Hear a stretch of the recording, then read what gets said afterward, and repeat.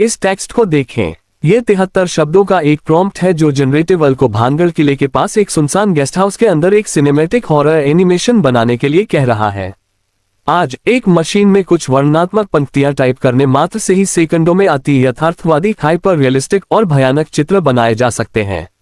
लेकिन जो एल्गोरिथम ये छवि बना रहा है उसमें भावनाएं नहीं होती हैं। उसकी कोई नब्ज नहीं है, वह घबरा नहीं सकता और वह डर महसूस नहीं करता है।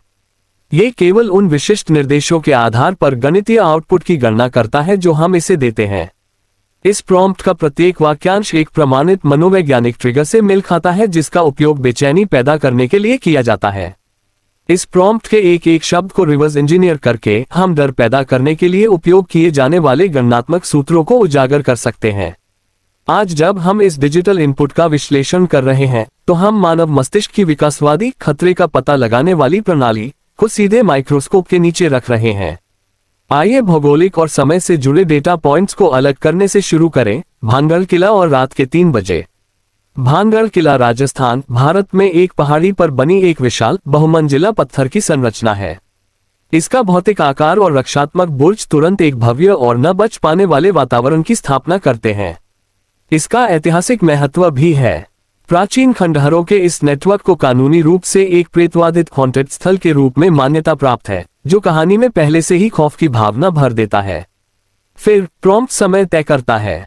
सुबह के 3 बजे को सार्वभौमिक रूप से डरावने भूतिया समय के रूप में इस्तेमाल किया जाता है। ये लाइन ग्राफ मानव के 24 घंटे के नींद चक्र को दर्शाता है। ठीक यहाँ 3 बजे हम शरीर के मुख्य तापमान में भारी गिरावट देखते हैं। ये हमारी चरम शारीरिक सुस्ती के क्षण को दर्शाता है, एक जैविक अवस्था जिसे सर्केडियन भेद्यता सर्केडियन वल्नरेबिलिटी के रूप में जाना जाता है। किसी दर्शक को उनकी चरम शारीरिक सुस्ती के समय एक ऐतिहासिक रूप से डरावने स्थान पर रखना एक भी दृश्य सामने आने से पहले ही चिंता का एक उच्च स्तर निर्धारित कर देता है। इसके बाद हम उस विशिष्ट विषय सब्जेक्ट को देखते हैं जिसे बनाया जा रहा है। लंबे काले बालों और सफेद ड्रेस वाली एक महिला। ये सटीक कैरेक्टर डिजाइन वैश्विक हॉरर सिनेमा एल्गोरिदम में इतनी बार क्यों दिखाई देता है? ये सिलुएट अनकैनीनेस नामक एक दृश्य घटना पर निर्भर करता है। जब हम कोई ऐसा आकार देखते हैं जो इंसान जैसा दिखता है लेकिन हमारे सामान्य पैटर्न की पहचान को तोड़ता है, तो हमारा दिमाग इसे एक खतरे के रूप में चिन्हित करता है। इस हाई कंट्रास्ट वेक्टर सिलहूट को देखें। बिल्कुल काले बाल एक हल्के रंग की पोशाक के विपरीत शरीर के ऊपरी हिस्से को पूरी तरह से निगल लेते हैं, ढक लेते हैं।